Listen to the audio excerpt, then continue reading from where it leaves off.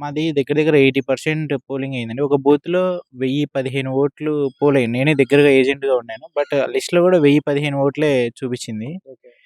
EVM tampering అనేది అది కాదు గానీ ఇష్యూ. మెయిన్‌గా చంద్రబాబు నాయుడు గారు ఇచ్చిన హామీలు, హ్మ్.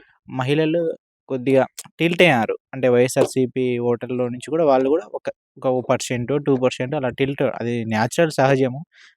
ఆయన అబద్ధపు హామీలు అంటే ఆయన అవి చేయడు. కానీ ఏదో నోటి మాటలా చెప్పాడు. ప్రజలు కూడా కొంత పేద వర్గంలో ఆశపడే వాళ్ళుంటారు గదా!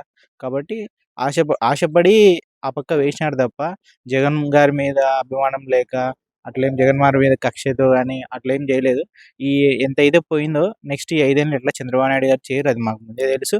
మళ్ళీ అంతకంటే డబుల్ పర్సెంటేజ్ మళ్ళీ మా వైపు మొగ్గు చూపుతుంది. ఖచ్చితంగా జగన్ సార్ 2029లో సీఎం అయి తీరుతాడు. ఇది ఖచ్చితంగా రాసిపెట్టుకోండి. 100కి 100% 2029లో సీఎం అయితాడు. షర్మిల ఎందుకు ఎఫెక్ట్ ఏం లేదా జనరల్‌గా ఇక్కడ?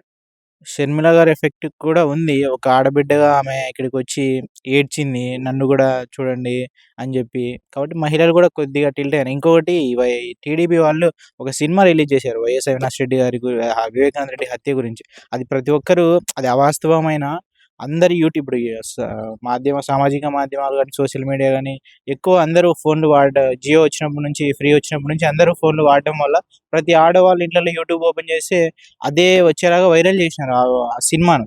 'వివేకానంద రెడ్డి' సినిమా. అందరూ అది చూసి నిజమేమో అని అనుకున్నారు. అపోహ పడినారు. కానీ ఆ అపోహ నుంచి బయటకొస్తారు. ఇది నిజాలు కూడా ప్రజలు ఈ 5 నెలల్లో తెలుసుకుంటారు. ఎవరు నిజం, ఎవరు అబద్ధం అనే విషయము వాళ్ళు ఖచ్చితంగా గ్రహిస్తారనేది మా నమ్మకం.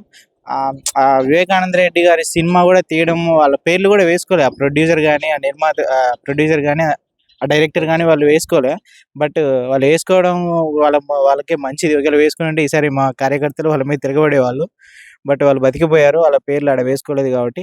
కానీ అవన్నీ ఆ సినిమాలు చూపించినట్టని నిజం కాదు. అవినాష్ రెడ్డి గారు చాలా మంచోళ్ళు. ఎందుకంటే ఆయన ప్రజా దర్బార్ పెడతాడు. పొద్దున తెల్లవారుజామున 4 గంటలకొచ్చి 4-12 గంటలకు జస్ట్ వాటర్ తాగుతా టిఫిన్ కూడా చేయకుండా ఆయన నిలబడి ప్రజల సమస్యలు పరిష్కరించేటప్పుడే ఆయన స్వభావం గాని, ఎవరైనా ఇప్పుడు ఎక్కువ సార్లు నేనే విసిగించింటా.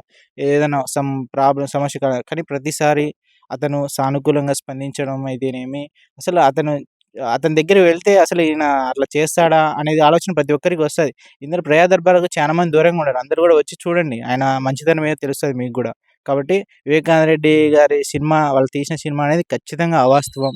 ఇది ముమ్మాటికి అవాస్తవం అండి. ఆయన దగ్గర నుంచి చూసినోళ్ళు అవినాష్ రెడ్డి అంటే ఏదో తెలుస్తది.